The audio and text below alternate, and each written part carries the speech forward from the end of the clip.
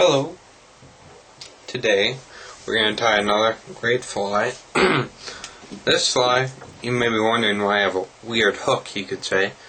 This is like a standard octopus hook or a steelhead salmon hook, as some people would call it. I have this hook for a reason in the vise. This is the size 4. I'm going to make a walleye fly here. This walleye fly, as you may know, or as you may guess after I'm done with the fly, is not going to sink very deep because I'm using small bead-chain eyes for the weight. This walleye fly is dangerously effective in the springtime when the walleyes are in shallow and lakes that I fished in Minnesota. I haven't tried it in the boundary waters yet, but to a person who this is intended for, I think it'll work very good this time of year. All I did is I took some 3/0 red thread, just started that, the eye of the hook, just one back just a little. Don't cover the whole shank.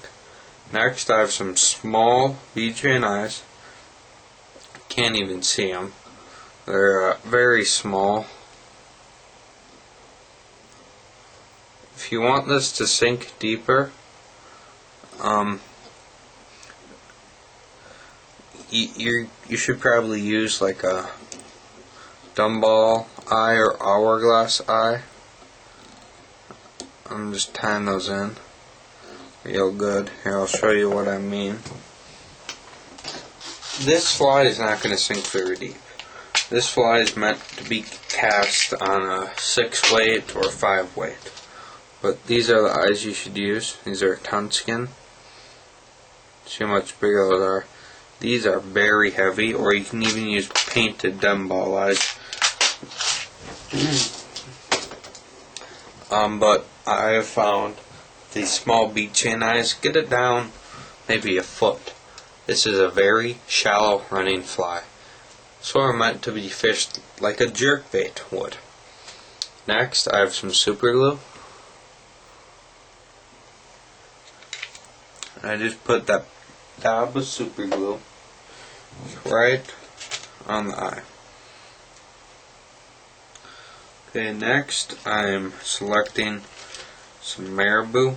Probably should have done this earlier, but I neglected to do so. I'm going to use, for this fly, I'm going to use yellow Marabou. As everyone knows who's a walleye fisher, knows that yellow is very good for walleye. Does not have to be yellow. I've caught just as many, if not more, walleye in browns, blacks. That would look sort of like a leech. Okay, so I have a section of Marabou. This is about 1 inch long. Once again, this is not very long.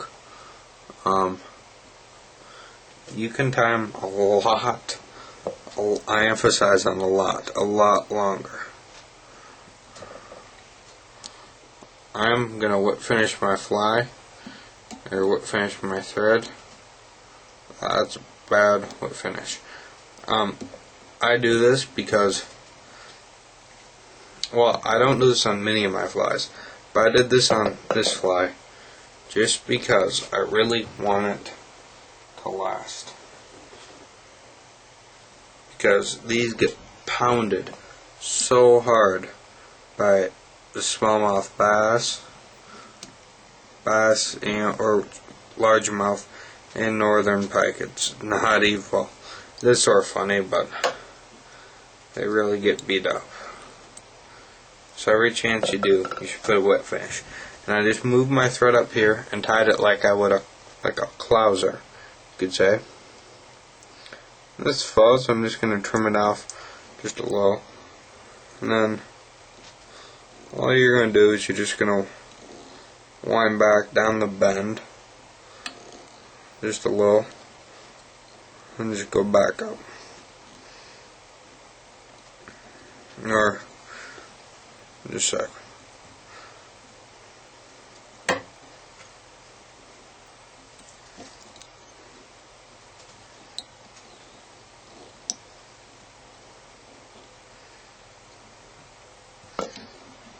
Okay, so this is pretty much a clouser just with Marabou.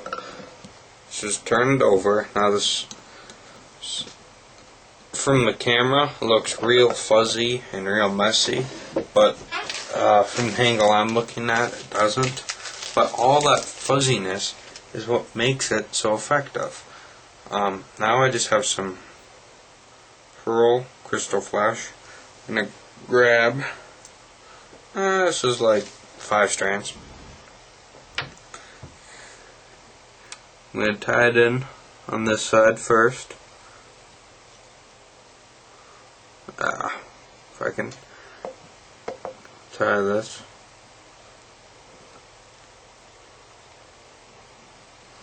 Just tie it on this side, and then move it over to this side.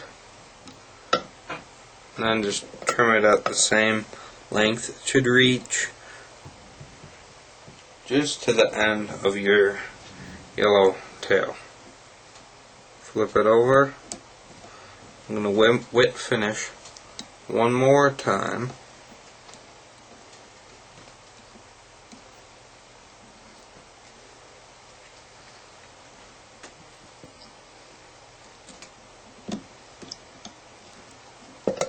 Okay, and next I'm going to grab just a little more yellow Marabou, about the same as before, or maybe just a little less. And this is hard on this hook because the hook is bent at the bend. I suppose you could unbend that, by doing one of these real quick, but that seems to help catch the fish just a little better. So just tie that in and just trim off your excess. Flip it right side up. Just build up your head. As you'll notice, this fly looks like it will not catch a single fish. Maybe from my point it looks good because I use these flies quite a lot, but it's all what the walleye thinks. And the key feature is you have a big enough hook so even a small bite will produce a fish, because they're a little finicky in the spring, at least where I fish them. And you have a lot of movement, and you have the color they want, which is yellow most of the time. You can tie this in all different variants to match your particular lake. You have just a little eyes, these eyes, we'll just skim down just a little. You have a little flash, you have red, which may look like blood, and all in all, it's not that long. It's 1.5 or 2 inches. You can, of course, you can make them longer. I have variants which have a little bigger bead-chain eyes, and they're a lot longer. They're about 4 inches long. When starting out, fly fishing for walleye, in my opinion, smaller is better, I think. But this would be a nice tasty meal for walleye.